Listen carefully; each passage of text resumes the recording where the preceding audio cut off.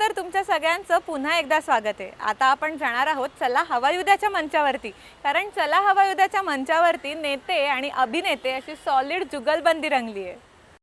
विद्यार्थ्यांकडे लक्ष द्यावं, त्यांच्या शिक्षणाकडे लक्ष द्यावं आणि त्यांचा वेगवेगळ्या पद्धतीने अभ्यास.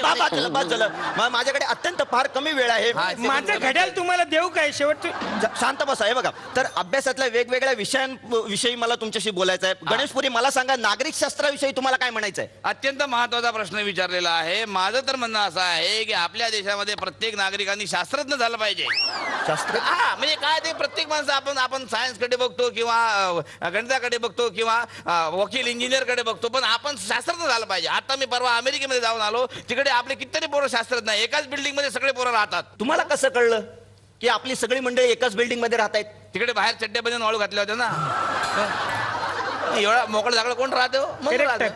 बर, तुम्हाला काय वाटतं बद्रिके? प्रत्येक नागरिकाने शस्त्र हातात घेतले पाहिजे. शांत राहा. तुम्ही बसा, शांत बसा, तिकडे राहू द्या. बर, कदम, मला सांगा, सायन्स विषयी तुम्हाला काय म्हणायचं आहे? हा, चांगला प्रश्न आहे. म्हणजे गंभीर प्रश्न आहे. गर्दी खूप वाढते.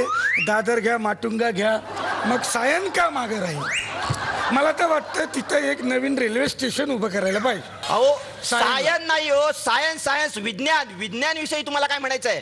अच्छा, विज्ञान बालन ही एक चांगली अभिनेत्री आहे. राहू दे. कदम, इंग्रजी बद्दल काय म्हणणं आहे तुमचं?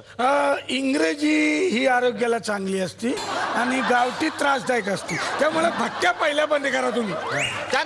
आता मला सांगा, माझ्याकडे वेळ फार कमी आहे. मी आधीच सांगतो, तुम्ही शांत बसा. तुमच्या घड्याळ नकोय मला. शांत बसा. तर मला सांगा, आपल्याकडे परंपरा अशी आहे, इतिहास, नागरिक शास्त्र असे दोन विषय असतात आणि मार्क एकूण मिळून देतात ते.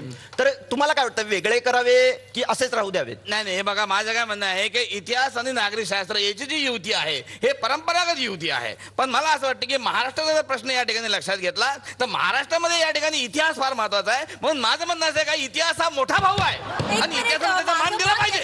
वेगळं आहे आणि माझं असं म्हणणं आहे की नागरिक शास्त्र हा सध्याचा मोठा भाऊ आहे.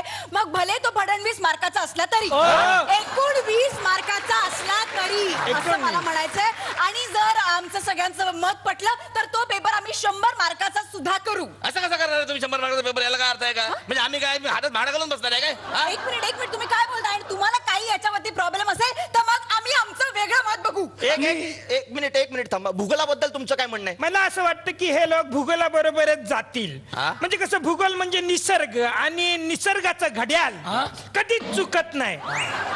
असला चर्चेत दादा कधी वाजले अजिबात कळलं नाही रे. कवडे वाजले बघ. तुम्ही गप्प बसा. तुम्हाला काय येते त्यामध्ये चर्चा करता फालतू? मग इकडे आम्ही बोलून राहिलो, काही तुम्ही अक्कल नाही? तुम्ही जरा माझ्याबरोबर नीट बोला. तुम्हाला सांगतो काय नीट बोला? कार्य काय बोला सांगतो नीट बोलताय. मलाही तुमच्याशी बोलायचं. गप्प बसा तुम्ही. अरे काय पण बोलू नका.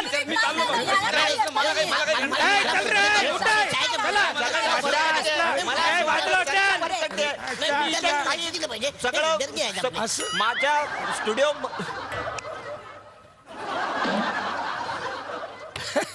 असं नाही चालत आहे. हो, माहिती आहे मला, असं नाही चालत आहे.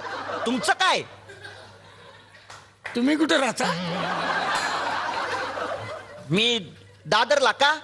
मला डोंबिवलीला सोडा ना. डोंबिवली? मी दादरला राहतोय. तुम्हाला